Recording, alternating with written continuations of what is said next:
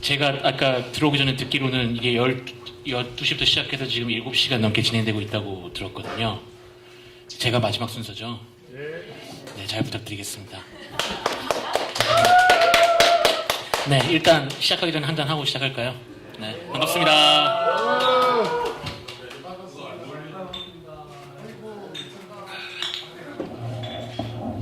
근데 당원분들 중에 세계 맥주를 유통하시는 분이 계신가요? 뭐 늘 당사에 오면 맥주가 있네요. 아, 예, 저희 강남서초당역 부위원장님이신 임준택 선생님께서 ATL 코리아라는 세계 맥주 수입 업체를 하고 계십니다. 그래서 오늘 150병을 아주 염가에 공급해 주셨습니다. 그래서 항상 행사 때마다, 예. 하여튼 잘 먹겠습니다. 저 마이크 안 써도 들리겠죠? 여러분께 말씀드리려고 하는 거는 제목은 딴따라질 지속 가능한가입니다. 여기 딴따라지라는 거는 제가 지금 하고 있는 일을 축약한 얘기예요. 어쩌다 보니까 제가 뭐 음악을 좋아하고 음악 만드는 일을 하고 싶어 했고 이걸 하다 보니까 어쩌다 보니까 지금 계속 하고 있는데 계속 하다 보면서 과거도 그렇고 지금도 그렇고 앞으로도 그럴 거라고 생각합니다. 계속 화두는 어떻게 이걸 지속 가능하게 가져갈 것인가, 지속 가능하게 만들 것인가를 계속 화두로 갖고 있어요. 근데 오늘은 사실 여기 계신 분들하고 여러분들도 하고 싶은 일이 있으실 거라고 생각을 해요. 물론 당에서 여러분이 프로 나오고 싶은 문제도 있을 거고 그리고 개인적으로도 또 그런 식으로 하고 싶은 일이 있을 텐데 딴따라지라는 말을 거기에 대입을 시켜서 한번 생각을 해보시면 좀 더 공감이 갈 거라고 생각이 듭니다. 잘 보이시나요? 제가 서서 해도 될까요? 네. 제 소개를 드리면 제 이름 고건혁이라고 하고요. 고건혁 이런 이름보다는 곰사장이라는 별명으로 업계에는 더 많이 불리고 있습니다. 왜 곰이냐고 하면 보시다시피 제 배가 이렇게 나오고 제가 이렇게 살쪘습니다. 이렇게 살찐 사람이 한국에 들을 수 있는 병이 두 종류죠. 하나가 돼지, 그래도 이 돼지 사장보다는 뭔가 좀 민족의 영물인 곰이라고 부르는 게 나을 것 같아서 누가 돼지 사장이라고 부르기 전에 제가 먼저 곰 사장이라고 쓰고 있습니다. 그러면 사장이냐? 분가분가 레코드라는 회사를 운영하고 있습니다. 분가분가 레코드는 인디 음반 제작사고요. 음반 제작사로서 2005년에 설립된 이래로 지금까지 지금 보시는 것 같은 많은 팀들의 음반을 약 40여 장 제작을 해왔습니다. 그런데 뭐 팀들의 별명을 보아하시면 아시겠지만 대부분 저런 적도 없는 그리고 이름도 좀 이렇게 좀 신성치가 않죠. 그런 밴드도 있는데 그리고 이 친구들은 대부분 알 거라고 생각합니다. 장기하 얼굴들하고 2008년부터 이 친구들 같이 일을 해오면서 작년까지 일을 해왔고 이 친구들의 성공을 통해서 아마 뭐 이 자리에 서서 여러분 만나게 된 것도 그것 때문이라고 생각이 듭니다. 그럼 음반 제작사, 음반 제작사지 대체 인디란 건 뭐냐?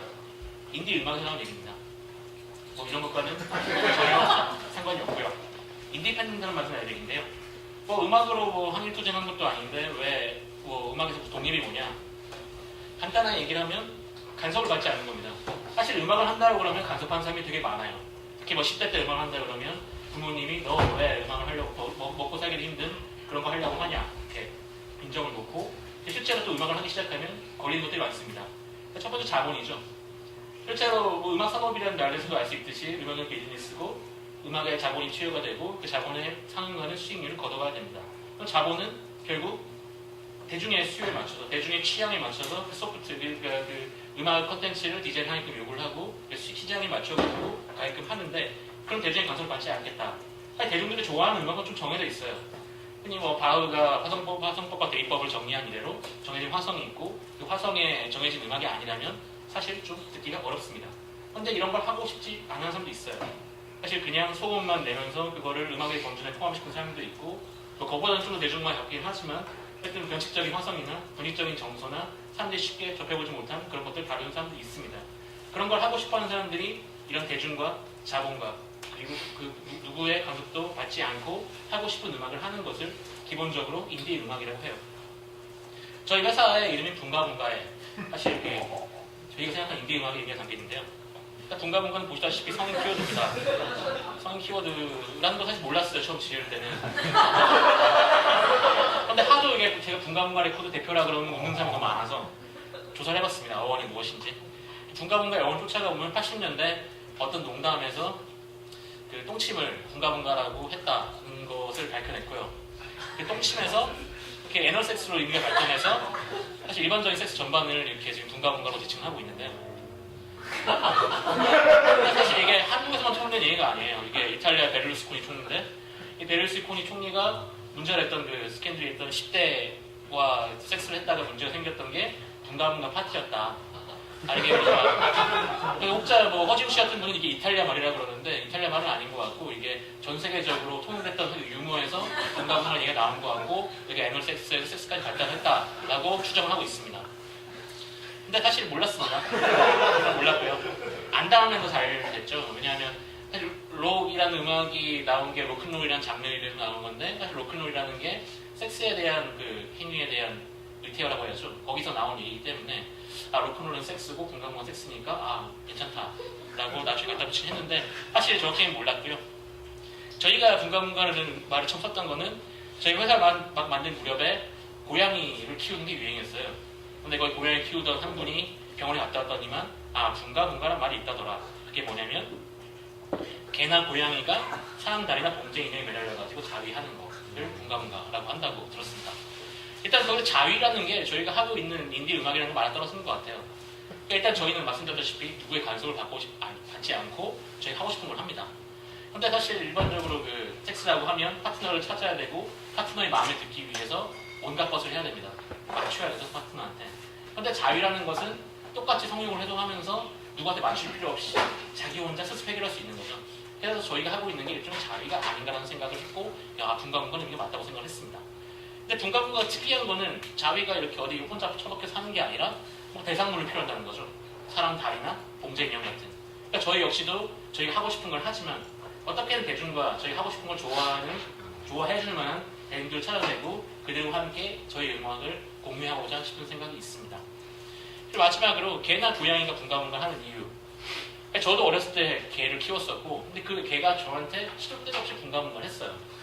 하도 해대니까 저도 병원 가서 물어봤죠. 왜 얘가 나한테 이러냐. 그러니까 그 집안에서 자기보다 서열이 낮은 자기의 어떤 우위를 주장하는 게 분가분가라고 하더라고요. 그처럼 저희가 하고 있는 음악이 지금 당대의 어떤 대중음악보다 더 뛰어나다고 생각합니다. 요컨대 자긍심을 가지고 대중과 소통하며 하고 싶은 음악을 한다라는 게 저희가 생각하는 인디 음악의 의미고 그것이 저희가 쓰고 있는 분가분가 레코드라는 그 회사 이름이 담고 있는 의미입니다. 그래서 저희 회사 로고입니다. 개가 분가분가를 하고 있고요. 위에는 태양빛이 이렇게 그의 앞길을 빛내주고 있습니다. 물론 통용된 인디펜던트 뮤직이라는 의미는 그러니까 원래 인디 음악의 어원이 된 인디펜던트 뮤직의 의미는 이와는 좀 달라요.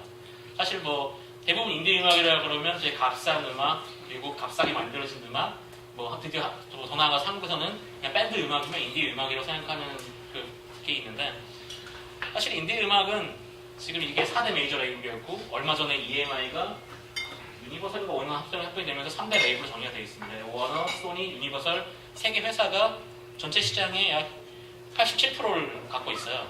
전체 시장의 87% 가지고 있고 그 외에 지금 12.6%로 표현된 수십만 될지 모르겠는데 하여튼 그렇게 수없이 많은 레이블들에서 나온 음악들을 사실 인디펜던트 뮤직이라고 얘기를 합니다. 간단하죠. 메이저에서 유통하지 않는 음악. 근데 이런 음악이 확률적으로 뭐 값싼 음악일 수도 있고 확률적으로 뭐 싸게 만들어진 음악일 수도 있습니다. 하지만 그런 음악만으로 얘기할 수는 없는 게 사실 뭐 2011년에 뭐 가장 권위 있는 음악상인 그래미에서 대상적인 앨범 오브 더 이어 올해의 앨범을 수상한 아케이드 파이어 같은 경우도 사실 인디 레이블하고도 지금과 같이 일을 하고 있고요. 그리고 뭐 이렇게 예술적인 작품적인 측면뿐만 아니라 2011년에 가장 많이 그래서 심지어 이렇게 락과 사실 전 세계적으로 락이 제일 많이 팔거든요. 락이 30%가 팔리고 팝 29%를 차지하고 있는데 처음으로 판도를 뒤집은 10년 만에 판도를 뒤집은 그 기여를 한 아델 같은 아티스트도 사실 인디 레이블하고 같이 일을 하고 있습니다. 예컨대 뭐 많이 안 팔리는 음악이라고 해서 반드시 인디 음악인 것도 아니고 인디 음악이라고 해서 많이 안 팔리는 것도 아닙니다. 팝 음악도 인디 음악일 수도 있고요. 당연히 뭐 EDM, 뭐 일렉트로닉 댄스 뮤직 같은 것도 당연히 인디 음악일 수도 있고 심지어 뭐 아이돌 댄스 음악도 인디 음악일 수 있습니다. 굳이 따지자면 뭐 SM, YG, JYP 3사도 세계적 시장 규모에서 보면 인디 레이블이죠. 그러니까 사실 실제로 그 뭐 소녀시대 같은 거는 진짜 영미 시장 쪽 가면 인디 쪽으로 그러니까 월드뮤직 쪽으로 포지션이 되는 경우가 많아요. 그쪽은 사실 영어를 쓰지 않는 음악은 다 월드뮤직이고 그리고 3세대 유통하지 않는 음악은 대부분 인디 음악이니까 물론 실제로 이 회사들이 거기 나가서 일을 할 때는 약간 메이저 레이블들하고 같이 일을 하긴 합니다만 엄밀한 의미를 따지면 인디 레이블을 할 수 있습니다. 근데 한국에서는 좀 의미가 다를 수 있어요. 한국의 메이저는 뭐냐?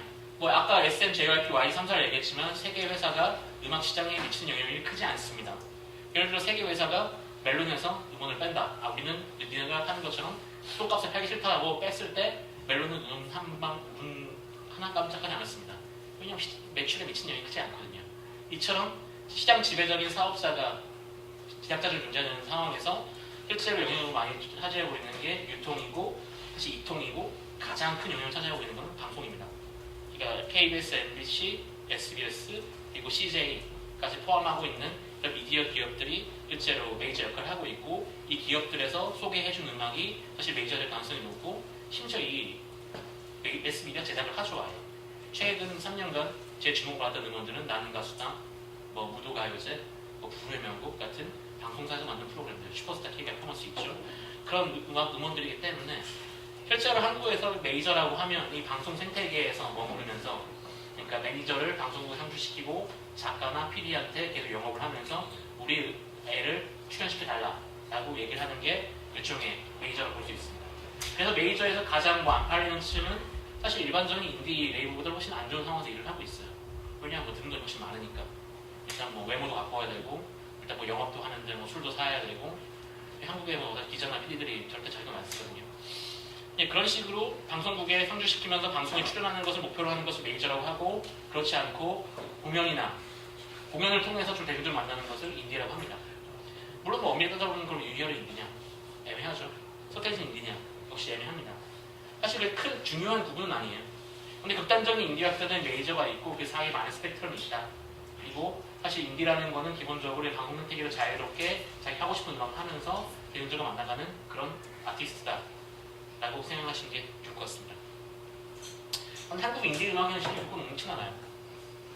이게 그 1970년대 초부터 2009년까지 미국에서 팔린 음악 매출 그래프, 음악 관련 상품 매출 그래프예요. 예를 들면 A-트랙이 있고 바이닐이니까 흔히 LP라고 하는 레코드판이 있고 카세트, CD, 그리고 디지털이 있습니다. 보시다시피 70년대 말에 한번 정점을 찍어요. 그런데 카세트가 등장하면서 쭉 떨어지다가 CD에 힘입어서 99년에 다시 한번 정점 찍습니다. 그리고 이때 이 무렵에 나타난 게 인터넷이죠.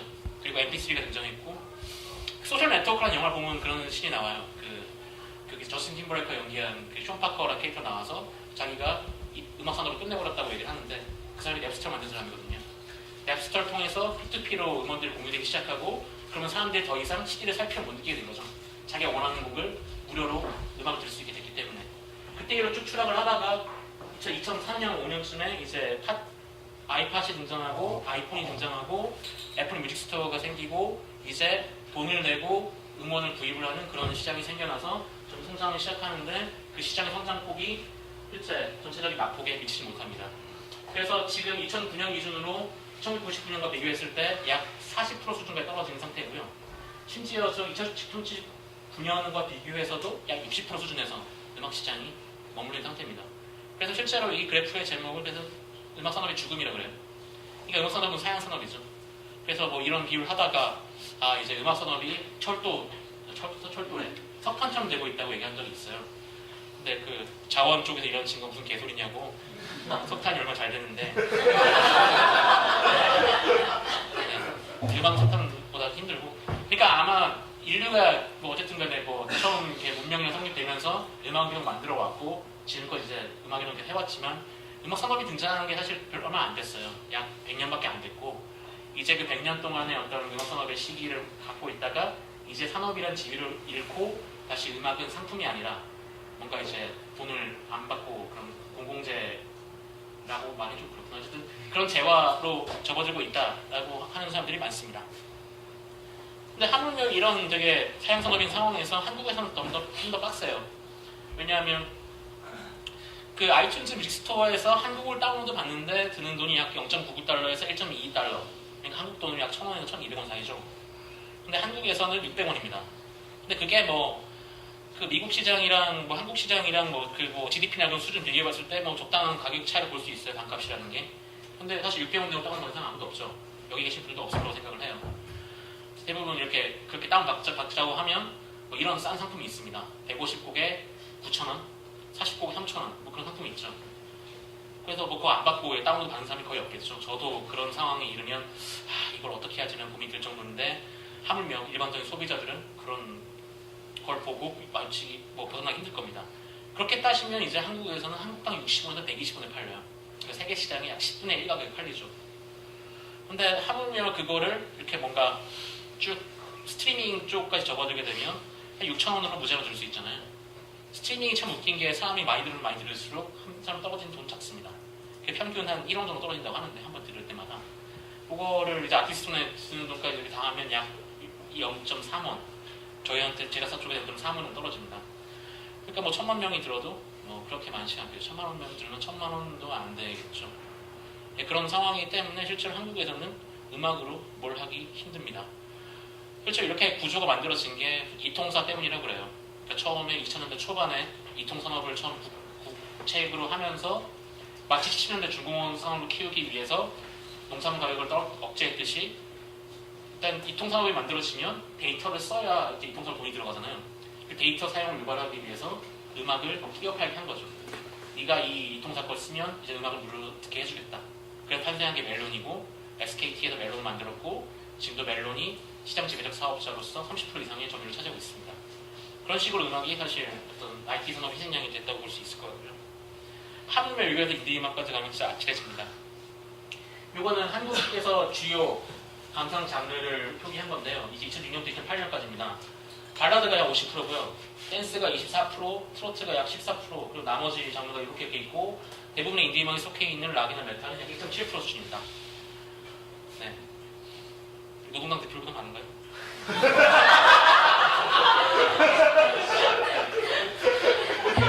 노동당 대표를 다 합치면 2% 넘죠. 네. 뭐 이건 인디 다 합친 거니까. 그 정도 수준입니다. 그러니까 이렇게 전체적으로 음악 산업이 죽어가고 있는 상황에서 가뜩이나 음악 똥값으로 팔리고 있는 나라에서 이렇게 남들이 듣고 있지 않은 인디만 한다는 것은 거짓골이 면하기가 쉽지 않은 일입니다. 때문에 한국에서 인디만 한다는 것은 되게 단호한 결의가 필요한 일이고요. 한국에서 인디만 하는 사람, 저 같은 사람을 보면 늘 이렇게 뭔가 포기를 모르는 그런 사람이라고 생각을 하기 일쑤입니다. 그래서 늘 이렇게 뭐 강연 같은 거 할 때 뭐 그런 얘기 들어와요. 이게 청년 청춘들에게 열정적인 삶에 대해서 얘기해달라. 그런데 사실 저희 회사 구성원들이 뭐 우연찮게 해서 전부 다 A형이에요. 전부 다는 아니고 90%가 A형이고 트리플 A입니다. 굉장히 소심한 사람들이에요. 그래서 단언 결의 같은 걸 할 수가 없는 그런 부류의 사람들입니다. 그럼에도 불구하고 사실 그래도 음악을 하고 싶어서 이걸 계속 하고 있고요. 그래서 나름대로 뭐 그거에 대해서 왜 이걸 하게 됐는지 그리고 어떻게 이것을 하게 됐는지에 대해서 이제 저 본론을 들어가겠습니다. 좀 길었네요, 본론이. 어쩌다 하게 됐냐? 95년을 거슬러 갑니다.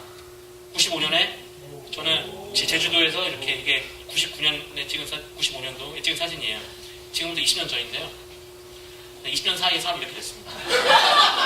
얼마나 인디음을 한다는 게 처절한 일인지를 느끼게 해주는 일인데 그 무렵에 이렇게 비슷한 좀 전 시점 90년대 그 초반에 미국의 시애틀이라는 곳에서 되게 재밌는 흐름이 일어나기 시작해요. 그때 그런지라고 일컬어지는 종류의 그런 음악들이 등장하기 시작했는데 그런지가 사실 한국말로 번역하자면 쓰레기, 뭐 더럽다 그런 식으로 해석할 수 있잖아요.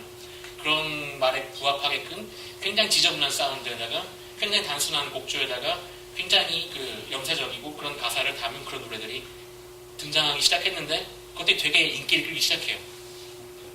그 중에 대스타가 나온 게 너바나라는 밴드고요. 이 너바나라는 밴드가 90년대 이 너바나라는 밴드의 음악의 특징을 보면 이게 A, E, G가 여러분이 그 대부분 정규교육권을 배울 수 있는 1도, 4도, 5도 화음입니다. A 키를 가졌을 때. 그러니까 이 세 가지 코드만 잡을 수 있으면 이제 밴드를 만들어라 라고 얘기할 정도로 되게 단순한 이건 C코드주의라고 하는데요. 흔히 뭐 펑크 음악들에서 기본이 되는 그런 음악을 고스란히 그런 그 태도를 물려받아서 했던 음악입니다. 되게 단순해요.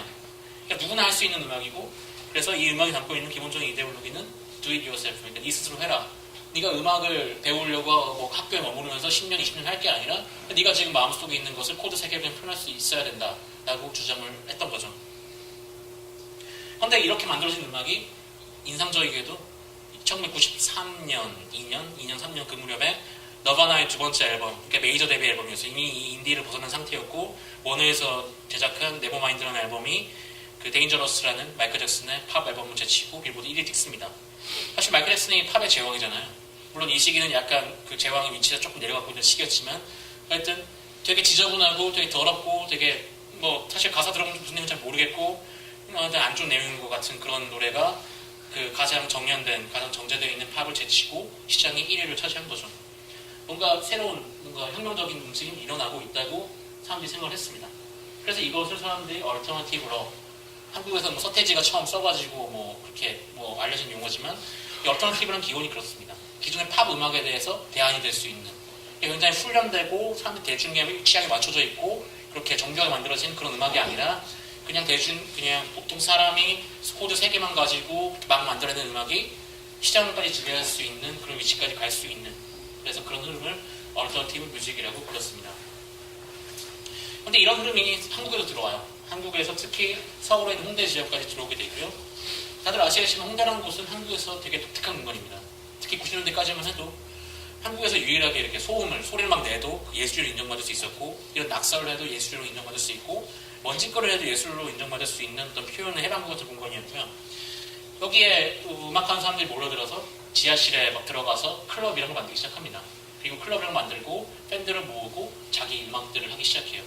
물론 이 전까지도 한국에는 이렇게 흔히 뭐 언더그라운드라는 음악이 있었는데, 그 언더그라운드하고 이때랑 혹시 달랐던 게 언더그라운드 메이저로 나가고 싶어 하는 욕구를 분명히 가지고 있었어요. 뭐 신화위 같은 메탈 밴드 보면 알 수 있는데 나가려다 실패한 거죠. 근데 이쪽은 메이저로 방송에 나가고 싶은 애는 전혀 없었어요.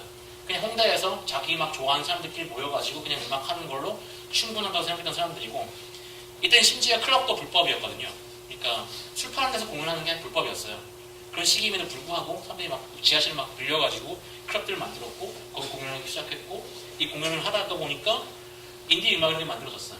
그러니까 처음으로 자기를 인디 음악을 한다라고 규정했던 사람들이 등장하기 시작한 거죠. 이전에 언더그라운드랑은 다르게 우리는 메이저 따위 신경 안 쓰겠다. 우리는 여기서 우리가 하고 싶은 음악을 하면서 우리끼리 놀겠다라고 했던 놈이 등장한 거죠. 물론 이 인디 음악의 주를 이뤘던 거는 펑크와 흔히 뭐 모던 록, 기타 팝이라고 하는 음악인데 두 음악의 특징은 단순합니다. 뭐 마달리자는 노래도 들어보셨겠을 거라 생각하는데 코드가 4개고, 뭐 차우차우, 델리 스파이스의 노래도 코드가 4개입니다. 되게 다른 정서를 다른 노래임에도 불구하고 단순하게 만들어졌고, 심지어 차우차우는 가사가 뭐 2절밖에 불과하지 않죠. 하지만 노래 충분한 호소를 가지고 있는 노래입니다. 그런 노래들이 만들어지기 시작했고, 그 해외에 있는 어떤 음악을 따라하는 게 아니라 그냥 자기가 지금 창작곡을 만들어서 한다는 그런 태도들이 나오기 시작한 시점입니다. 그래서 그 무렵 우리 크라이너트하고 노브레인 같은 뭐 최근에 이제 20주년을 맞이해, 이제 18주년이죠. 맞이해서 뭐 이제 서로 같이 활동도 하는데, 이 두 밴드가 등장해가지고 인기를 끌었고, 이 두 밴드가 막 데뷔했던 무렵에 제가 이제 제주도까지 내려서 공연을 했습니다. 그리고 그 공연을 보면서 그 땀에 젖은 이렇게 바닥을 뒹굴면서 내가 앞으로 이런 걸 해야겠다라고 생각을 했습니다. 그때부터 저는 음악이 하고 싶었습니다. 그래서 밴드를 만들었어요. Do It Yourself라는 정신에 입각해서. 근데 웬걸 음악을 시작해보니까 제가 음치란 사실을 깨닫게 되었습니다. 좌절했죠. 그때 포기했으면 좋았을 것을. 그래도 음악이 하고 싶었습니다. 다른 방법을 찾았어요. 사실 근데 음악이라는 게 되게, 그러니까 음악 산업이라는 걸 기준으로 보면 상품으로서 생각을 하면, 그러니까 정확히 얘기해서 듣는 사람의 귀에 들려지기 전까지는 뭐 많은 과정이 필요합니다. 물론 노래가 있어야겠죠. 노래를 만들어서 그걸 녹음을 해야 돼요. 녹음을 하고 그거를 뭐 CD나 그런 뭐 물리적 뭐 어떤 디지털로 유통할 형태로 만들어서 유통을 해서 홍보를 해야 됩니다. 근데 일단 어떤 음악을 만들 건지 일단 기획을 하는 과정이 필요하고, 그리고 이제 음악 하는 사람하고 엔지니어들하고 연결을 시켜주고 일정을 관리하는 제작이 필요하고요. 그 다음에 그것을 유통하는 게 필요하고 홍보하는 게 필요합니다. 마치 밴드에서 기타를 치는 것처럼 그 어떤 음악이 누군가 귀에 들려지기 위해서는 필수 불가결한 과정이죠. 그러니까 저는 기획, 제작, 홍보가 저한테 있어서 음악하는 방법이라고 생각을 했습니다. 마치 악어와 악어새가 서로 공생하듯이 악어가 음악하는 사람이고 저는 악어새처럼 필요한 걸 해주는 거죠. 이거 좋게 말하면 공생이고, 나쁘게 말하면 이렇게 빨판 상어가 상어 밑에 붙어가지고 멀리 가듯이 숟가락 만들어주듯이 기생하는 걸 수도 있습니다. 제 나름대로 음악하는 법을 찾은 거죠. 그래서 2005년, 그러니까 제가 대학을 졸업할 무렵에 이제 진로 고민이 되더라고요. 내가 무엇을 해야 될까? 음악을 계속 하고 싶긴 했죠, 물론. 그러니까 대학 때도 계속 음악 관련 일을 했어요. 그러니까 그때 제일 뭐 열심히 했던 게 미디어, 그러니까 언론 활동이나 그때도 뭐 당학위 활동도 했었고 그때 민주노동당 공원이었는데 당하기도 했었고 그리고 음악 관련 활동도 했었는데 그 중에 제일 뭐 나름대로 잘 됐던 게 음악 쪽이었고 제가 하고 싶은 것도 음악 쪽이었어요. 음악이 하고 싶었는데 일단 대학을 졸업하고 나서 틀거리가 필요하잖아요. 그러니까 동아리를 계속 할 수는 없는 거고 그럼 우리도 회사를 해보자. 마치 이렇게 그때 벤처붐 불었던 것처럼 마치 공대 애들이 이렇게 벤처를 만든 것처럼 우리도 학내에서 벤처를 만들듯이 우리 음악하는 애들 모아가지고 해보자고 생각을 해서 2005년에 분가문가 레코드라는 회사를 창립을 했습니다. 하시면 사실 문제는 음악산업은 죽어가고 있고 한국의 음악이 똥값이고 한국에서 아무도 인디언도 안 듣는데 거짓골 문항이 쉽지 않고 그런 단어 연결을 할 수가 없고 우린 보통 사람이고 그래서 저희 나름의 방법을 생각을 했습니다. 그래서 나온 얘기가 지속 가능한 한따라주전 얘기였고요. 다들 아시다시피 지속 가능한 성장에서 나온 얘기예요. 지속 가능한 성장이라는 게 결국 경제 성장이라는 토끼가 한 마리 있고 생태 보존의 토끼가 한 마리 있을 때 그 두 마리를 동시에 잡겠다는 얘기잖아요. 그러니까 저희도 서로 상호 모순적인 것처럼 보이는 그러니까 자기 음악을 온전히 표현할 수 있는 가능성하고 생계를 지속시키는 거 두 가지를 동시에 해보겠다. 그러니까 예컨대 이렇게 자기가 하고 싶은 음악 하기 위해서 절대 생계적인 필요를 포기하지는 않겠다 라는 얘기고 동시에 어떻게 생계적인 필요를 유지하면서 우리가 하고 싶은 음악은 계속 해나가겠다라는 생각이었죠. 그냥 그렇게 하는 구체적인 방법은 짧고 길게 얇고 길게 간다라고 생각을 한 거죠. 문제는 돈이에요. 저희가 회사 창립할 때 자본금이 100만 원이었습니다. 100만 원은 뭐 지금 시세도 비슷하고 예전 시세도 비슷하지만 앨범 타입 CD를 딱 1000장 찍으면 나라가 버리는 돈이에요. 2만 원 돈을 가지고 사실 음악하기 쉽지가 않죠. 그래서 자본 없이 과연 생산 가능한 방식이 무엇인가에 대해서 고민했습니다. 정확히 말하면 자본 없이 지속 가능하게 생산과 유통할 수 있는 방식에 대해서 고민을 했던 거죠. 그래서 우리가 갖고 있는 게 뭔지를 생각을 해봤어요. 일단 방은 다 있죠. 자취방은 있습니다. 그리고 컴퓨터가 한 대 있고요. 그리고 뭐 마이크는 좀 싸게 살 수 있어요. 5만 원, 10만 원이면 사고. 그럼 그것만 가지고 어떻게 음악을 해볼까 고민을 했습니다. 그래서 지금 보이는 게 앞에 있는 앉아있는 그 엔지니어 친구의 방인데요. 자취방이에요. 그리고 이 친구가 지금 컴퓨터를 만지고 있고 컴퓨터에 악기가 물려있고 뮤지션이 거기서 연주를 합니다. 이렇게 녹음을 해서 앨범을 내는데 단 중요한 거는 그 뒤에 보시는 이게 그 담요예요. 원래는 창문이 있는 자리인데요. 담요를 걸어놓은 까닭은 차음이라고 해요. 그 음향 용어로. 소리를 막는 거죠. 밖으로 나가는 소리도 막고 들어오는 소리도 막고. 물론 이 공사를 하면 더 좋습니다. 한 50만 원에서 100만 원 주면 공사를 할 수가 있죠. 근데 저희는 그 돈이 없잖아요. 그럼 이불을 걸어놓습니다. 그러면 당연히 공사한 것만큼 안 되겠지만 너무 효과를 거둘 수 있습니다. 그리고 이 친구가 나름대로 되게 어지러워 보이잖아요. 나름대로 음향적인 특성을 고려한 배치라고 자기도 주장을 했습니다. 되게 잔가지들이 많으면 반향이 되게 좋거든요. 반향이 좋으면 소리가 좋게 나니까 그렇게 어지럽게 유지를 하는 것도 그 생각이고 이 앉아있는 친구도 원래는 녹음하고 싶은 친구였는데 여기서 큰 소리 낼 수가 없으니까 통기타와 그냥 간단한 타악기만으로 할 수 있는 음악을 만들어냈습니다. 이런 식으로 지금 저희가 가지고 있는 자원이 무엇인지 파악을 하고 그것을 어떻게 최대한 효율적으로 활용할지에 대해서 계속 고민했습니다. R&D죠. R&D가 뭐예요? 리서치 디벨롭먼트인가? 하여튼 저희 계속 연구를 하는 거는 돈이 안 드는 일이니까 제가 갖고 있는 건 머리고 시간이 있고 그러면 머리와 시간을 써서 연구를 해서 우리가 어떻게 좋은 음악 만들 수 있지에 대해서 해보자. 두 번째로는 좀 이제 만드는 음악을 유통하는 방식입니다. 사실 말씀드렸다시피 CD를 1000장 찍는데 100만 원이 들어요. 근데 1000장 찍을 수밖에 없는 게 1000장이 최소 물량이거든요. 근데 1000장을 찍어내면 다 팔리는 게 아닙니다. 사실 지금도 마찬가지, 예전도 마찬가지지만 잘 나가는 인디밴드가 한 500장, 1000장 정도 팔아요. 잘 나가는 밴드 상위 30%. 나머지 밴드는 사실 100장도 못 팔고 심지어 10장 못 파는 밴드도 많습니다. 그럼 나머지 990장은 재고예요. 900장은 재고고. 그럼 재고에 돈을 쓸 필요 없잖아요. 그래서 저희는 생산량을 수요에 맞춰 조절할 수 있는 방식이 뭐가 있을까 고민했습니다. 저희가 직접 공장에 맡기지 않고 CD를 구워서 하면 어떻겠냐. 이게 CD 7장 한꺼번에 구울 수 있는 기계예요. 그 용산에서 불법 복제가 유행할 때 그렇게 남은 유물인데요. 이걸 구입을 해다가 직접 CD를 구워서 10장 팔리면 10장만 찍고 10장 다 팔리면 이제 20장 찍고 그런 식으로 조금씩 찍어낸다라고 생각을 했습니다. 저희 나름대로 리스크 컨트롤 한 거죠. 이것만 있으면 한 10만 원으로 계속 돌려가면서 이제 초판 나가면 10만 원 들어오고 초판 나가면 10만 원 들어오고 그런 식으로 이제 생산을 개편할 수 있습니다. 그럼 마지막으로 중요한 것은 물론 이런 식으로 이미 음악 유통을 하는 많아요. 그러니까 이 데모라는 식으로 자기가 만든 곡들을 주변 사람들한테 CD에 구워가지고 들어보라면서 주는 거죠. 근데 저희는 어쨌든 간에 이거는 저희한테는 말씀드렸다시피 경제 행위예요. 돈을 벌어야 하고 이 번들을 바탕으로 해서 음악을 계속 해야 한다고 생각을 했습니다. 그래서 저희는 나름의 상품의 규격을 만들었어요. 케이스도 규격화하고 스티커도 규격화하고 이런 식으로 나름 포맷을 만들어가지고 매장에 내놓을 수 있게끔 가공을 했습니다. 그래서 거둬들인 수익으로 다음 작업을 지속한다고 하는 게 저희가 만들어낸 이 포맷의 특징이고, 이것을 저희는 숭호 소형 음반이라는 나름의 브랜드를 가지고 만들어내기 시작했습니다. 뭐 나름 설득력 있는 소리라고 생각을 합니다. 근데 뭐 현실은 다르죠.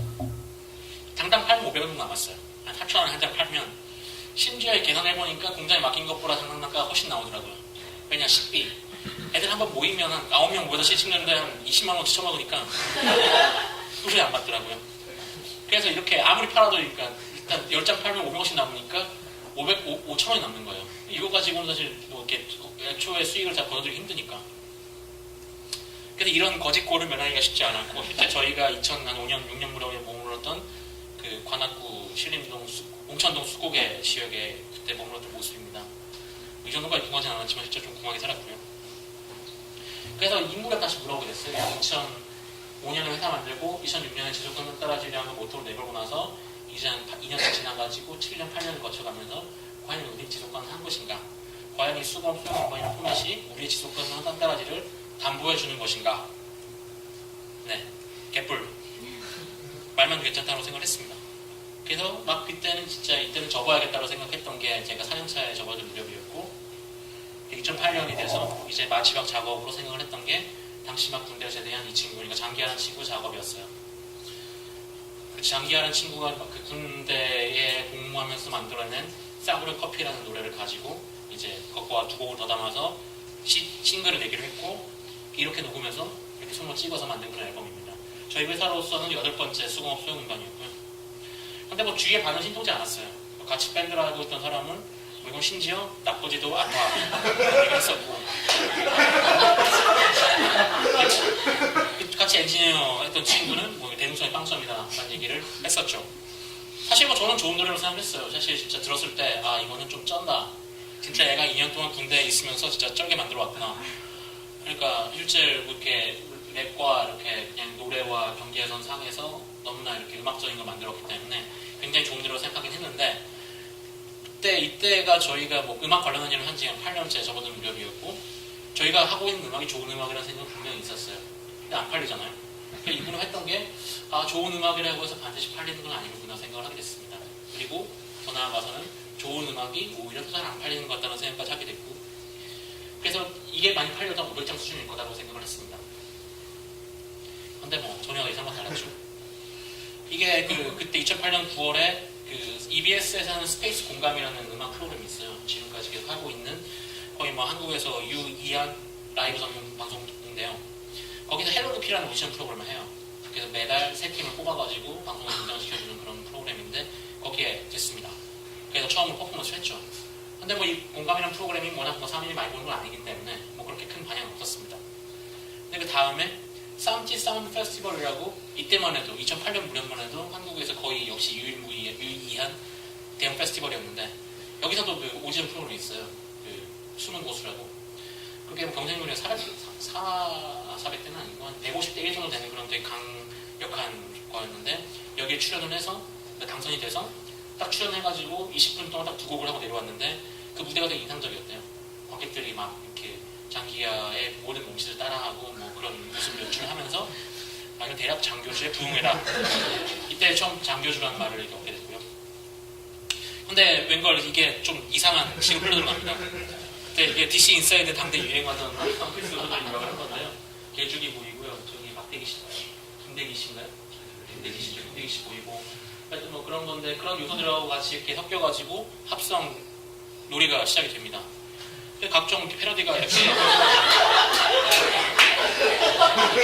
되더니만 갑자기 이렇게 실시간 등장문 검색어에 등장하기 시작하고 있잖아요. 김정일 씨요. 하여튼 뭐 그때 무슨 일이 있었나 봅니다. 그리고 그렇게 되니까 그 포탈들에서 이렇게 장기하 얼굴들을 전면적으로 노출시키기 시작했어요. 그리고 결국은 공중파에 출연했죠. KBS, ETV에서는 뭐 이하나의 페퍼민트죠. 지금 UL 스케치로 바뀐 그 방송에 처음 출연한 다음날 이제 치킨 CF 섭외가 들어오기로 시작해서 이제 폭발적인 반응이 오기 시작했어요. 그리고 2009년 2월에 첫 정규 앨범인 별일 없이 산다를 출시했고 그게 당시 저희 매출 그래프입니다. 네, 3,200%. 뭐 알리바바 못지않은. 네. 보시면 아시겠지만 밑에도 알죠. 네, 감격스러운 일이 아닐 수가 없습니다. 그래서 뭐 이제 락스타 성공하면 그 시그너처가 두 개가 있죠. 수영장 딸리는 저택하고 이렇게 자가용 비행기하고 이제 뭐 그런 거 갖고 뭐 행복하게 살았다고 하면 뭐 제가 이 자리에 서 있지 않겠죠. 개뿔입니다. 이 그래프에서 장기holder 빼면 나머지 합치면 이런 그래프가 나옵니다. 그래서 결국 이렇게 리드매칭 되니까 이렇게 됩니다. 조금 올라갔죠, 전반적으로는. 그리고 법인세를 이렇게 사실 그 결산 이듬해 하잖아요. 팝먹 썼죠. 팝먹 쓰고 나니까 남은 돈이 없어서 세금 내고 나니까 이제 진짜 거지가 됐습니다. 잔치는 끝났다는 생각을 확실하게 됐죠.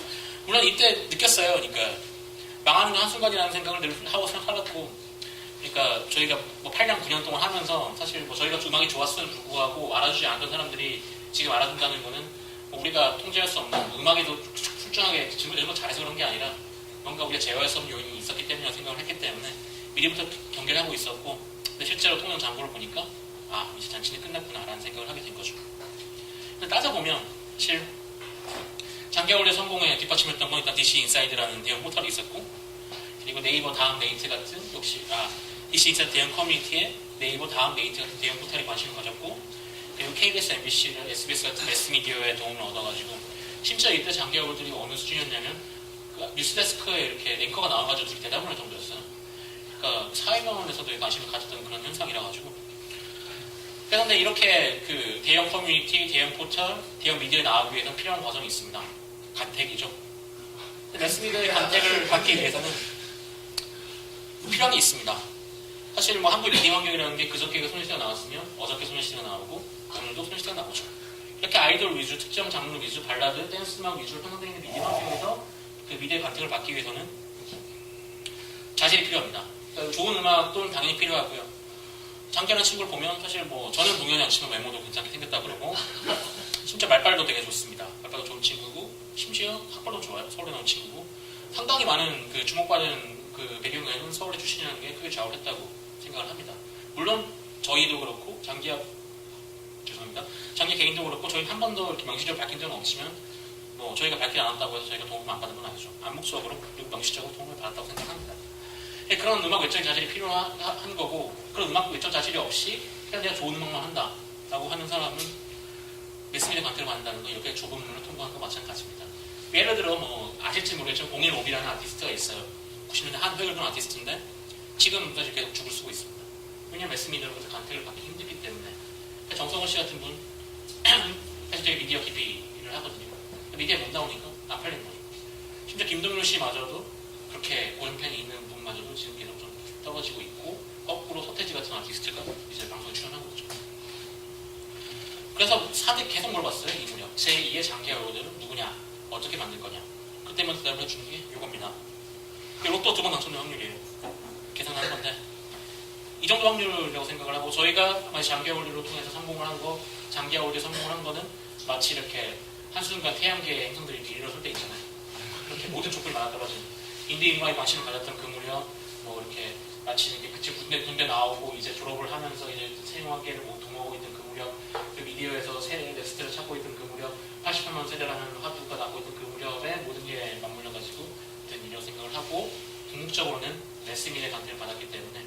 근데 아까 말씀드렸다시피 이건 인디가 아니죠.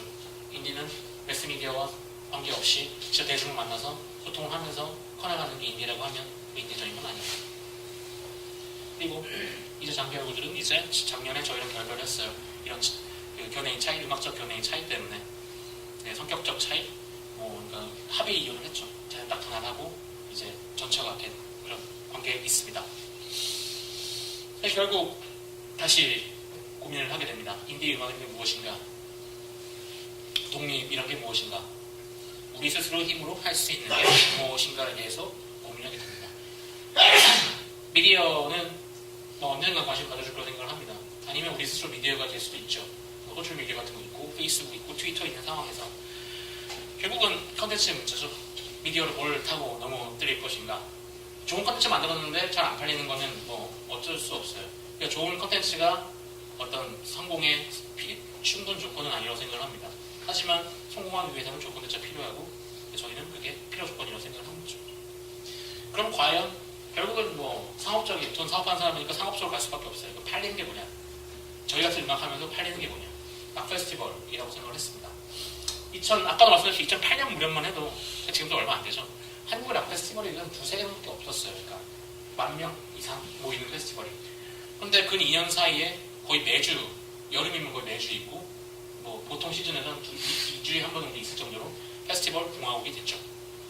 근데 이런 페스티벌의 기본적 전략을 보면 2012년 지산 락 페스티벌, CJ에서 주관하는 지산 락 페스티벌의 헤드라이너인데요. 라디오헤드, 스톤로지스, 한국에서 보기 힘든 그런 아티스트들을 불러옵니다. 막대한 현금을 드리는 얘기죠. 그러니까 라디오헤드가 9억인가 10억? 9억에서 12억 사이라고 지금 개런티가 얘기가 되는데요. 이거 한 번 와서 공연하는데 그런 돈을 받고 갑니다. 떼돈이죠. 근데 말씀하시피 저희는 거짓입니다. 이런 돈이 없죠. 그러면 돈이 없는 상태에서 과연 무엇을 대안으로 삼을 것인가를 고민해봤습니다. 저희는 공간을 화두로 생각을 했어요. 대부분의 페스티벌들이 수도권에 모여있죠. 왜냐하면 수도권에 한국 인구가 절반이 살고 있으니까. 근데 페스티벌이라는 게 단순히 음악만 듣는 곳은 아닙니다. 공간을 경험하고 거기서 그 냄새를 숨쉬고 그 공간을 같이 공유를 하면서 만들어가는 게 페스티벌이라고 생각을 하면 사실 서울 수도권에서 갈 수 있는 공간이 한정돼 있어요. 공원, 스키장, 뭐 그런 데죠. 근데 그런 공간이 줄 수 없는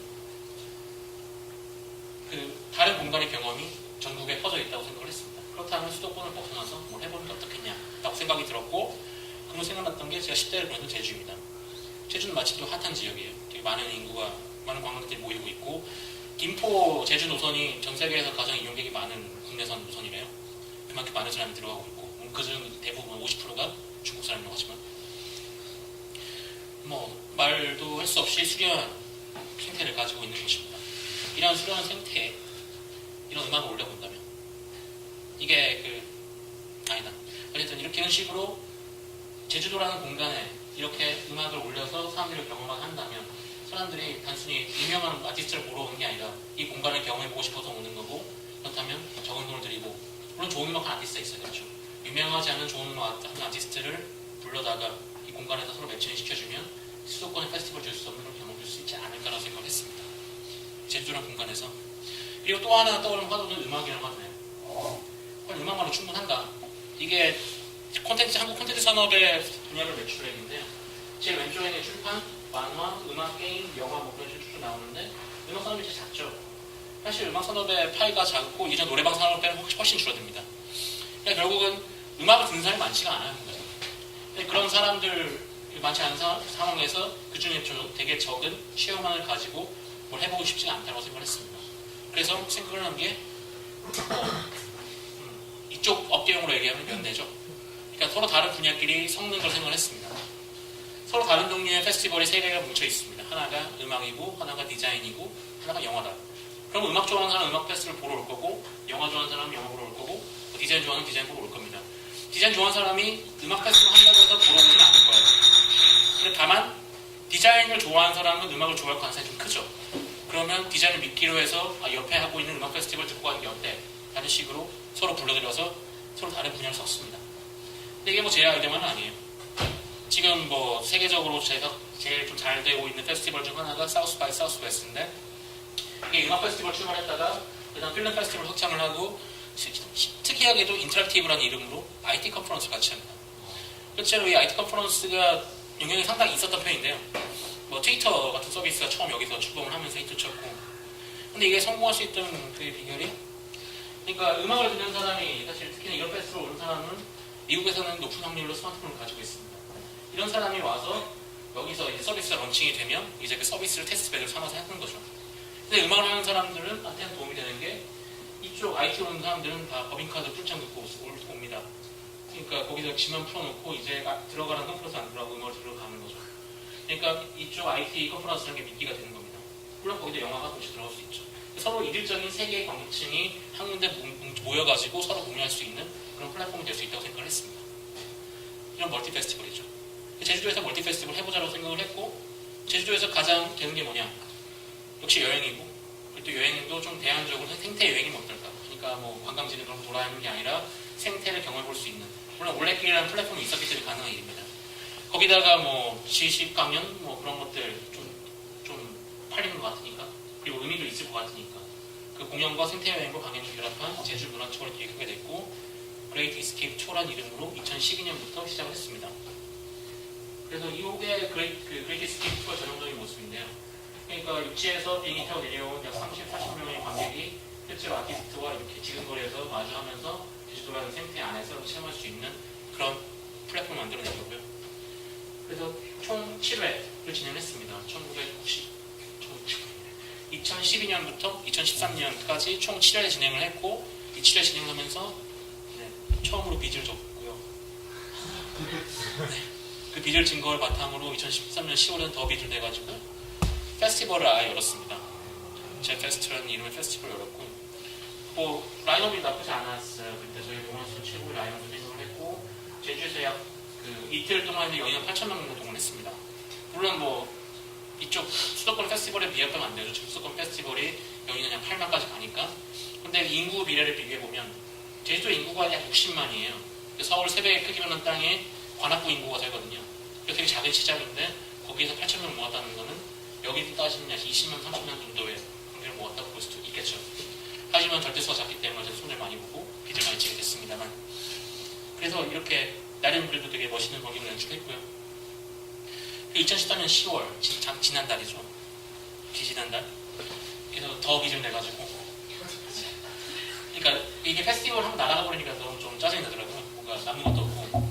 그래가지고 빚을 내서 클럽을 만들었습니다. 제주에. 겟스페이스라는 이름의 클럽을 만들었고, 뭐 제주에 살고 계신 아티스트 있죠. 뭐 장필순 씨나 뭐 그런 아티스트들과 함께 이제 클럽을 만들어서 공연을 시작을 하고, 지금 계속 이제 공연을 하고 있습니다. 이제 이 공연을 통해서 제주에 이제 육지에 있는 인디 음악을 소개를 하고, 팬층을 형성하고, 제주도의 로컬 밴드를 만들어서 그 밴드를 소개하면서 제주의 신을 만들고, 그 신을 더 키워나가서 대외적인 공간을 만들어주고자 하는 게 일단 저희의 꿈인데, 빚을 어떨까 봐지 모르겠습니다.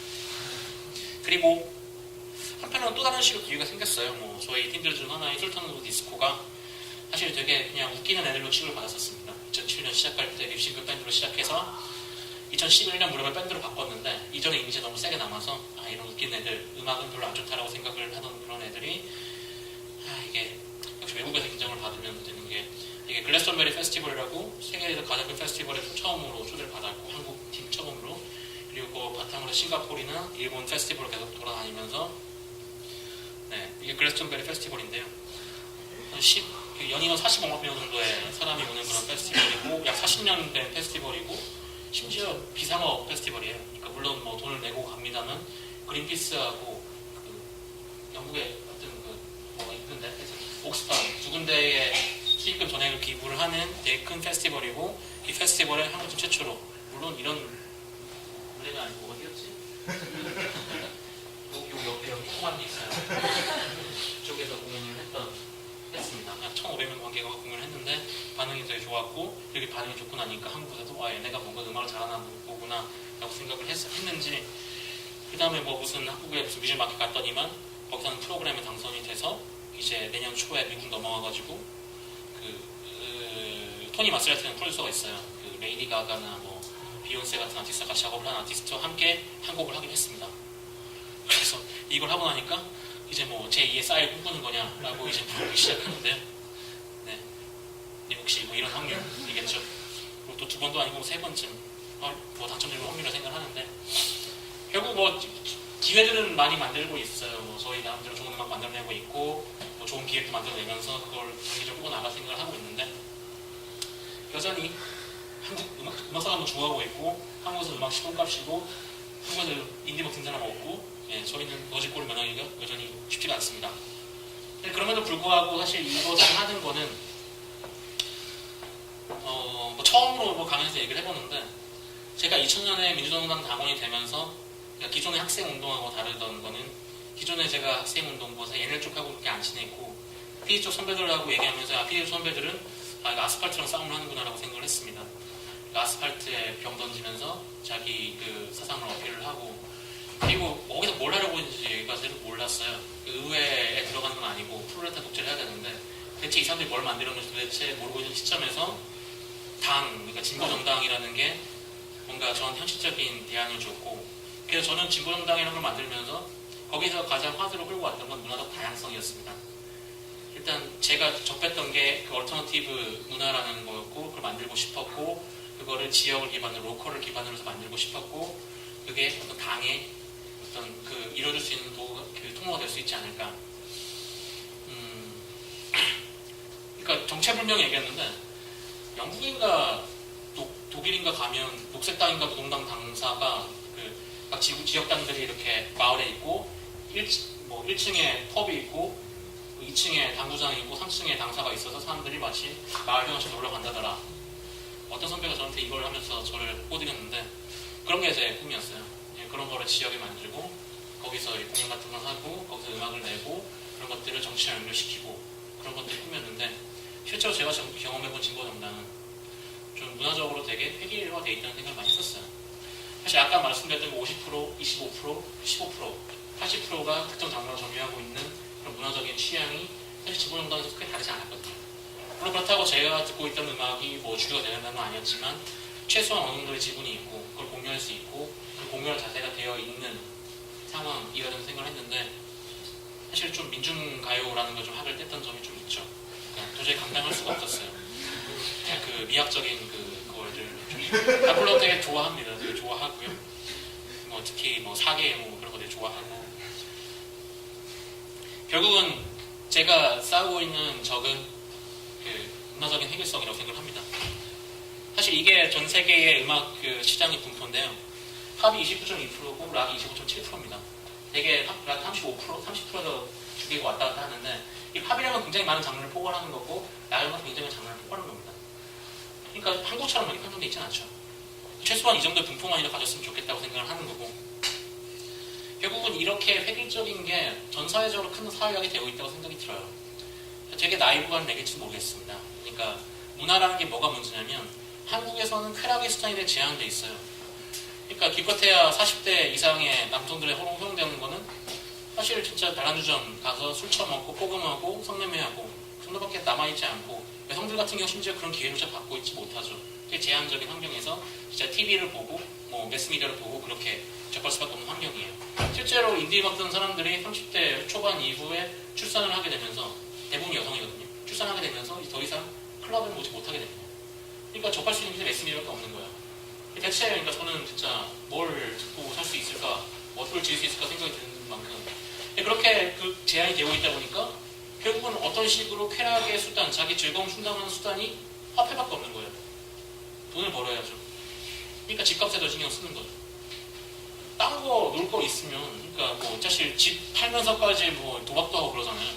딴 거 재밌는 거 있으면 사실 그렇게 그런 특정 가치에 매달릴 필요가 없다고 생각을 하거든요.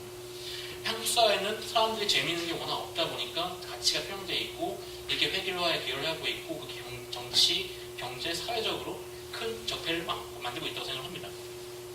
그래서 제가 하고 있는 건 사실 이런 적폐를 깨고 사람들한테 여러 가지 경우의 수를 만들어주고 싶어요.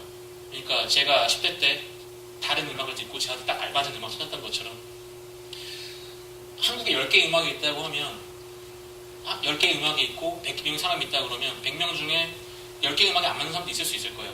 그럼 그런 사람들은 평생 자기가 좋아하는 걸 찾을 수가 없습니다. 그런데 선택하기 100개가 넘고 1000개가 넘고 10,000개가 넘어간다면 사람들이 계속 좀 다른 걸 경험해 볼 수 있다 그러면 사실 좀 더 재미있는 걸 찾을 수 있다고 생각이 들어요. 그리고 재미있는 걸 찾는 순간 뭔가 새로운 가치를 추구할 수 있는 자신의 여유가 더 늘어난다고 생각을 합니다. 이게 제가 생각하는 제 나름의 정치고 제 나름의 투쟁이고요. 결국은 문화적 다양성을 통해서 재미의 다양성을 만들고 이 재미의 다양성을 통해서 가치의 다양성을 만들고 뭐 그렇게 제가 생각하고 있는 제 나름의 진보라고 생각을 하고 있고요. 물론 되게 나이버가 들릴지 모르겠지만 사실 이 문제를 해결하지 않고서는 사실 뭐 많은 부분이 해결되지 않을 거라고 생각을 합니다. 특히나 한국처럼 한국의 그 대중문화라는 거는 그 크게 2번 대가 끊겼다고 해요. 일단 일제 때, 그러니까 단군 이래로 한국 사람들은 심지어 삼국지 위지 동의전에 보면 민족에 대한 묘사가 음주 가물을 좋아하는 민족이에요. 딱 두 줄 묘사되어 있는 게 흰 옷을 즐겨 입고 음주 가물을 좋아한다.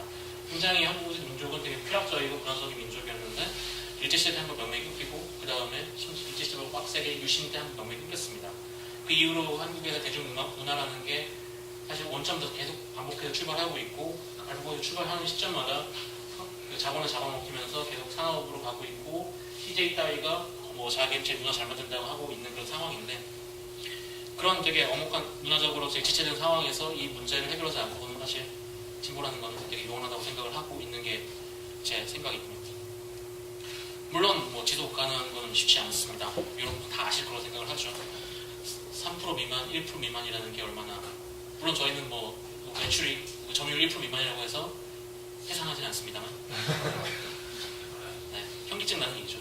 지속 가능하다고 생각할 때마다 망할 가능성이 훨씬 더 큽니다. 그럼에도 불구하고 지금 하고 있는 건 이것밖에 없어요. 이렇게 길리선 송화대로 갈 수밖에 없는 그런 상황이라고 생각이 들고 있고요. 결국은 포기하지 않는 것밖에 없다고 생각합니다. 계속 좋은 거, 제가 생각해 좋은 거 만들어내면서 버티고 있는 수밖에 없다고 생각이 들고 그래서 지속가능하기 위해 필요한 것에 대해서 제 나름대로 이렇게 생각을 한 게 결국은 제가 하고 있는 게 좋다고 생각하는 방법, 옳다, 좋다라고 생각하는 방법이 없다고 생각을 합니다. 지극한 낙관이죠. 동시에 우리나라는 안 될 거라는 생각을 동시에 해야 됩니다. 비관이죠. 그래서 이 낙관과 비관을 동시에 할 수 있다는 생각을 합니다. 그래서 저는 낙관적인 비관 혹은 비관적인 낙관이라고 표현하는데 사실 뭐 옛날 좋은 말 있죠. 일희일이더라고. 그러니까 좋은 일이 있으면 나쁜 일도 있고 나쁜 일이 있으면 좋은 일도 있는데 나쁜 일이 수없이 많아서 그게 문제이긴 하지만 낙관적으로 내가 지금 뭘 하고 있는데 그래도 오늘 조금이라도 나아진 거 아니냐. 우리가 공연이 이번에 100장 목표에는 30장밖에 안 팔렸다. 하지만 우리는 이번에 연출을 잘하지 않았냐 라는 식으로 계속 자위를 합니다. 그러다 잘 돼요. 잘 되면 우리는 내일 망할 거다. 이거 어차피 뭐 대세는 지장 없다. 어차피 우리는 잘 안 될 거다라는 그런 비관과 낙관을 동시에 오갈 수 있는 태도가 필요하다고 생각을 합니다. 이런 태도에 가장 방해가 되는 게 열정이라고 생각이 들어요. 이게 뭐 내일의 조라는 한국의 허리케인 조라고 소개된 만화의 마지막 장면이에요. 천재적인 복서가 자기 모든 재능을 태우고 죽습니다. 마지막 경기하고 했던 말이 다 태웠어요. 한국은 하얗게 태웠어라고 얘기를 하죠. 다 태우고 죽습니다. 물론 재능 있는 사람이 있어요. 자기 열정을 이렇게 막 끌어올려가지고 되게 잘할 수 있는 사람이 있는데 결국 대부분 많은 경우 이렇게 실패를 하고 중간에 그만두게 됩니다.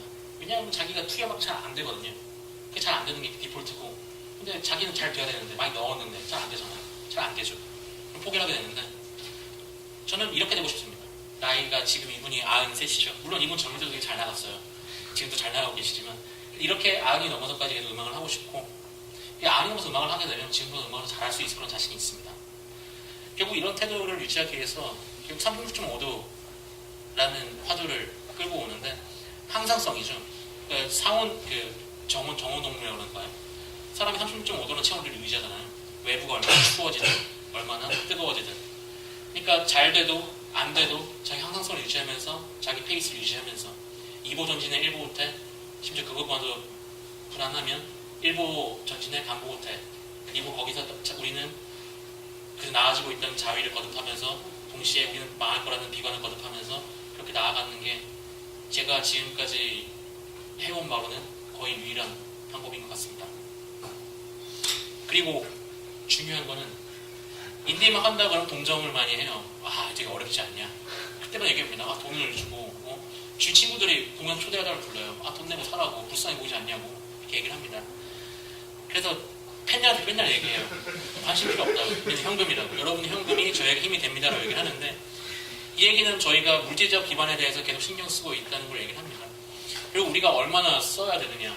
결국 뭐 자본주의 틀을 이탈할 수 없는 상황에서 우리가 생계비로 얼마나 써야 되느냐. 거기서 얼마나 벌어야 되느냐. 그리고 이걸 해서 얼마나 벌 수 있느냐. 얼마나 벌 수밖에 없는데 그럼 얼마나 써야 되느냐. 그리고 얼마나 써서 갈 수 있는 우리 집이 평수 한정돼 있고 내 먹을 수 있는 한정돼 있고 몰 수 있는 창 한정돼 있는데 과연 그걸 견뎌낼 수 있느냐라는 그런 물질적인 바탕에 대해서 솔직히 한번 좀 진지하게 생각해 볼 필요가 있다고 생각합니다. 저는 늘 진지하게 생각을 하고 있다고 하지만 진지하게 생각할 때마다 사실 모순인 것은 그만둬야 된다는 답만 나와서 결국은 뭐 복잡하죠. 어쨌든 간에 뭐 제가 지금까지 해왔고 지금 하고 있고 앞으로도 해올 공연에 대해서 쭉 말씀드렸습니다. 네, 감사합니다. 저는 정말 납득하게 되었어요. 왜 여러분이 음반을 안 사시는지. 예. 그러면 곰 사장님께 드릴 질문. 예, 그러니까 곰 사장님께서는 생활인 섹션의 연사로 초대가 되신 건데, 자신의 삶과 뭔가 이 진보 정당 운동이 저는 약간 메타포가 있다고 느꼈던 것 같아요. 그러니까 거대 매체들의 잠식된 시장과 저희도 그렇잖아요. 사실 그 거대 보수 양당 사이에서 진보 정치라는 걸 한다는 게 되게 힘들잖아요. 당장 언제 없어질지도 모르고 이름이 바뀔지도 모르고. 그래서 노동당이라는 이름으로 우리가 3년, 5년 할 수 있을까? 이런 고민을 계속 하게 돼서 지속 가능에 대한 고민을 하게 되죠. 질문이 있으시면 3분 정도 받고 디프리 자리로 넘어가도록 하겠습니다. 빨리 디프리 가고 싶으시죠? 저도 힘들 것 같아요. 8시가 20분. 네. 질문 있으신 분 주시죠. 네. 소개하신 너바나의 네. 지금 베이시스트였던 크리스 노보셀리 같은 경우는 정당 운동을 하고 네. 있죠. 네. 그것처럼 그 공사장님께서는 우리가 이제 정당 그 생활인으로서 정당을 갖고 있는 분으로서 이렇게 좀 어떤 정당 운동을 문화 생활 내에서 그 비즈니스 안에 있는 분으로서 어떤 운동을 고민하고 계신지가 되게 궁금합니다. 당의 코드와 저의 코드가 맞지가 않아요. 저희 여기 있는 모든 사람들이 그럴 거라고 생각해서. 사실 그러니까 결국은 뭐 당에서 뭐 그러니까 가장 직접적으로 뭐 당에서 문화 행사를 하는데 뭔가 우리 팀들을 저희 팀들을 집어넣는다 그러고 생각을 하면 별로 안 좋아할 것 같아요.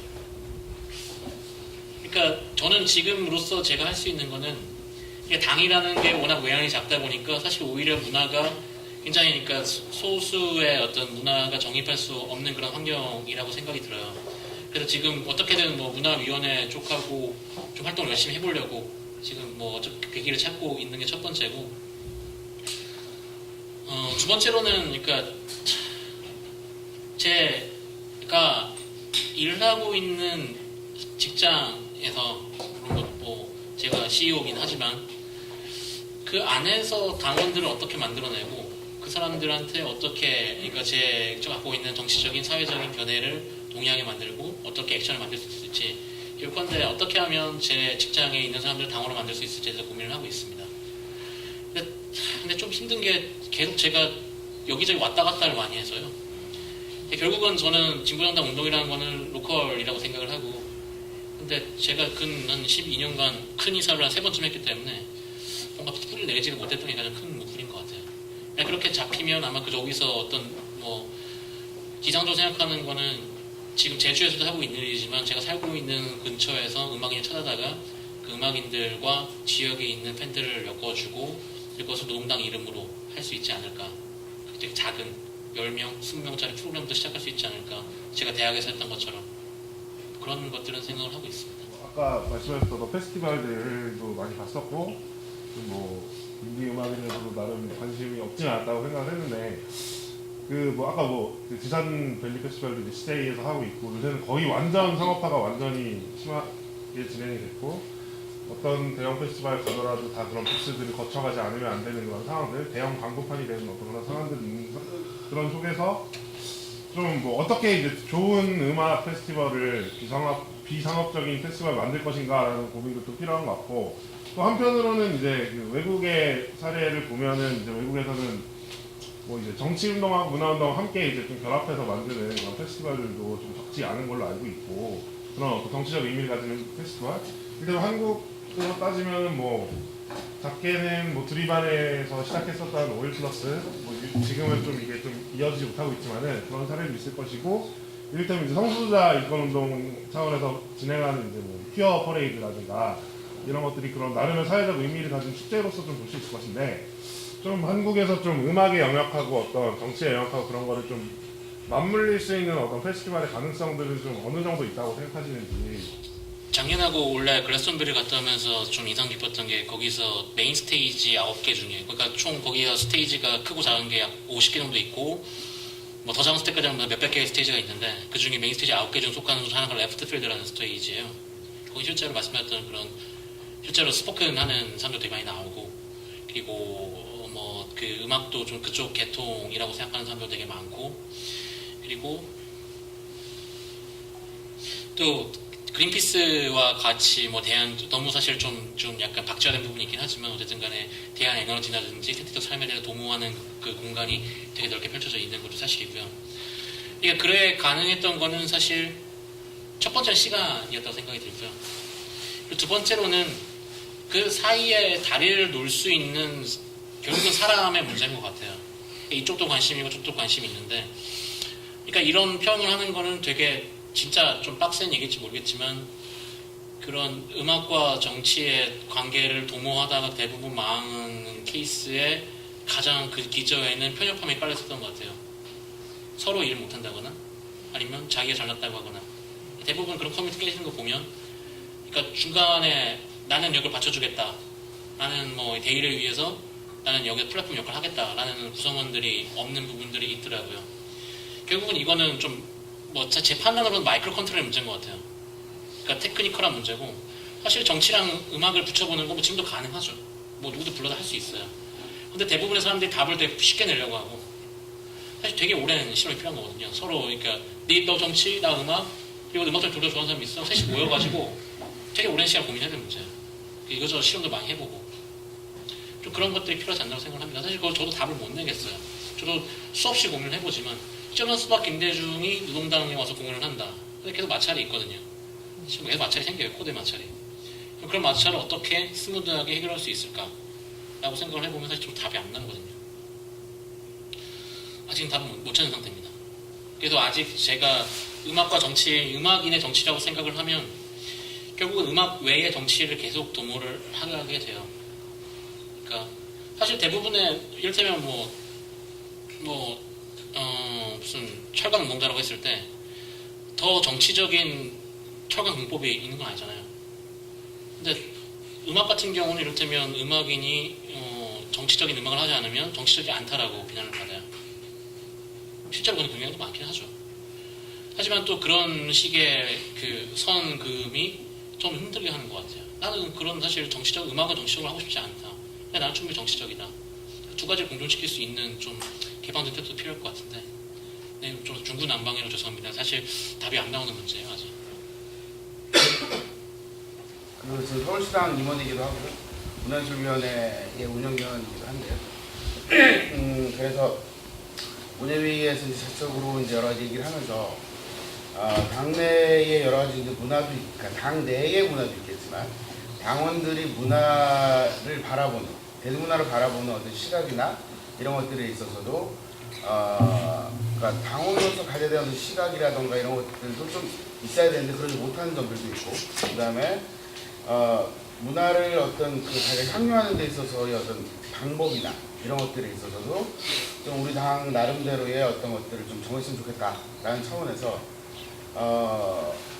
이거를 이제 오늘 여기 정치학교처럼 어떤 문화학교로 하든지 아니면 지역에 이제 많은 동지들이 있으니까 그런 것들을 하나를 만들어서 지역을 돌든지 이렇게 할 계획인데요.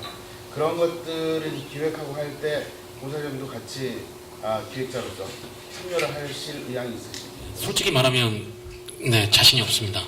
그러니까 어느 정도 로드를 필요로 할지 모르겠지만 사실 제 가장 큰 딜레마는 그거예요. 그러니까 지금 제가 하고 있는 일도 사실 좀 감당이 안 되는 상황이기는 해요. 그러니까 제가 지금 맡고 있는 팀이 9팀이고 그 팀에 대해서 사실 지금 제가 거의 다 팀들의 그런 걸 서포트하고 있는데 그래서 여기저기 사실 문예위도 그렇고 이름만 걸어놓고 제대로 활동을 못했던 게 사실 민주노동당 시절부터 그랬었고 네 최대한 네 어떻게 해보긴 하겠습니다. 네 알겠습니다. 질문이 아니라 거의 사실 네. 공개 청원 약간 이 느낌. 저 여기 올 때 좀 그렇게 좀 코끼일 것 같다는 생각이 들기도 했는데요. 그렇군요. 근데 지금까지 제가 해왔던 대부분의 애들이 코가 깨이다 보니까 그게 잘 되기도 하고 재밌기도 해서 하게 된 거라 좀 겁나긴 하지만 깨워보도록 하겠습니다. 예, 앞으로도 창조 경제 같이 해보셨으면 좋겠고요. 그건 아니고 그냥 인문대 다니다가 이번 가을에 어떤 분이 그 선거를 도와달라 해서 학생의 선거를 도와주려 했는데 거기 이제 저는 작은 톱니바퀴로 일을 하려고 했는데 많이 비어 있어가지고 어쩌다가 또 학생들 막 내우고 다니다가 아무튼 선거는 잘 됐고 좀 중심적인 역할을 맡게 됐는데요. 이제 저도 인문대 다니면서 좀 그냥 들으면서 제가 느꼈던 건 비슷한 고민을 했던 것 같아요. 그러니까 사실은 제가 원하는 건 뭐 학생회가 뭐 사회 문제 해결하는데 어떤 선도적인 역할을 해야 된다는 것보다 그냥 뭐 시 좋아하는 애들 계속 시 읽을 수 있게 해주고 그냥 뭐 책, 동화책 좋아하면 계속 동화책, 동화책 읽는 것도 인문학이잖아요. 그렇게 각자 하고 싶은 거를 할 수 있으면 좋겠다는 생각을 하면서 뭔가 이런 데 관심을 가지게 됐고 근데 그러면서 학생회 일에 관심을 가지게 되면은 기존 학생같이 하시는 분들은 사실 저도 편협하다고 좀 느끼고 딱딱하다고 느끼고 그냥 한 번 말하면 알아들으실 줄 알았는데 그냥 하고 싶은 걸 하게 해줘야 된다고 4-5번을 말해야 살짝 이제 그런가요? 이 정도 되는데 사실 그 부분에서는 그냥 저희가 주도권을 잡아서 해결이 됐는데 제 아직 남아있는 고민은 그거예요. 사실 아까 문화적 다양성이라고 하셨는데 그 어떤 욕구가 있을 때 그것을 제공해주고 플랫폼을 열어주는 게 하나 해결이 될 수 있잖아요. 근데 제가 느낀 거는 또 이제 시대 차이가 또 한 10년, 20년 있는 것 같은데 지금의 학생들은 그러니까 제 동기나 선후배분들은 어떤 다양한 욕구가 아마 있긴 하겠는데 그거를 제공만 해주면 되는 정도가 아니라 거의 그냥 바쁜 게 워낙 커서 거의 욕구가 있다는 걸 본인이 인지조차 못하는 수준이 거의 대다수거든요. 그래서 저는 그런 게 가장 큰 고민인데 혹시 이런 거에 어떤 이런 앞에서 어떤 마음을 가지면 좋을지 조언 좀 해주시거나 또 혹시 앞으로 저희 인문대 학생회 활동하는데 뭔가 함께 할 수 있는 일을 공사장님께서 2004년, 2005년에 그 학생회 하셨다는 얘기를 제가 들은 적이 있는데 그것도 어떻게 아시고 또 적절한 질문을 하신 것 같습니다. 코가 많이 깨지겠는데요? 두 쪽이 다 깨지겠는데요? 네, 편한 마음으로 왔다가 사실 그게 학생회 말씀하시는 그 고민은 학생회뿐만 아니라 제가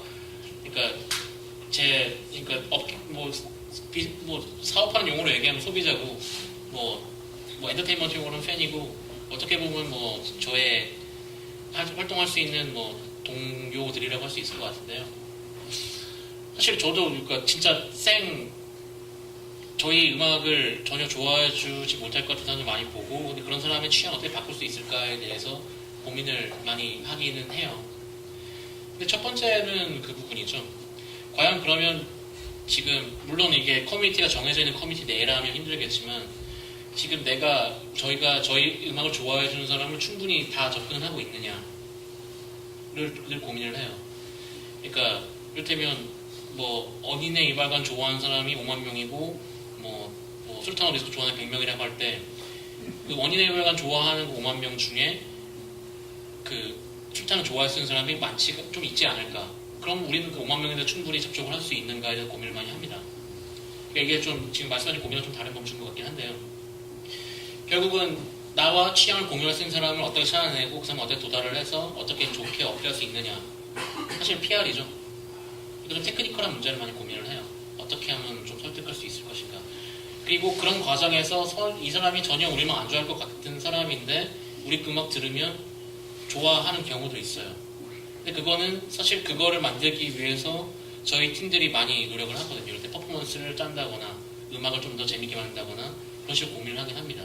근본적인 틀을 유지한 상태에서 조금씩 기술적으로 극복할 수 있는 부분들. 또 음악은 동일한데 여기서 춤을 추는 사람들도 좋아할 거고 춤을 안 추는 사람들이 싫어하겠죠. 별로 안 좋아하겠죠. 그럼 춤을 추는 거예요.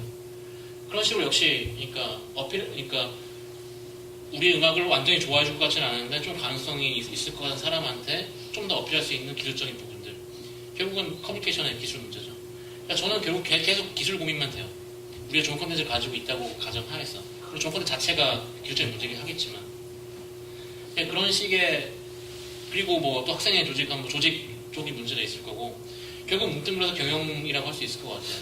그러니까 대부분 매니지먼트라 그러면 대부분 뭐 수익을 잘 내기 위한 방법을 고민하는 거 생각을 하지만 저는 사실 어떤 가치를 추구하기 위해서는 경영이 필요하다고 생각이 들고 실제로 경영학 문헌을 읽으면서 어떤 식으로 하면 좋을지에 대해서 많이 공부를 하거든요. 결국 저는 그런 식으로 접근을 많이 하고 있고요. 답변이 되셨나요? 네. 그리고 가장 근본적으로 사람 취향은 안 바뀌어요. 절대 안 바뀐다고 생각이 들고요. 그 취향을 바꾸기 위해서 사실 결국 하는 게 저는 어린애들을 많이 만나거든요.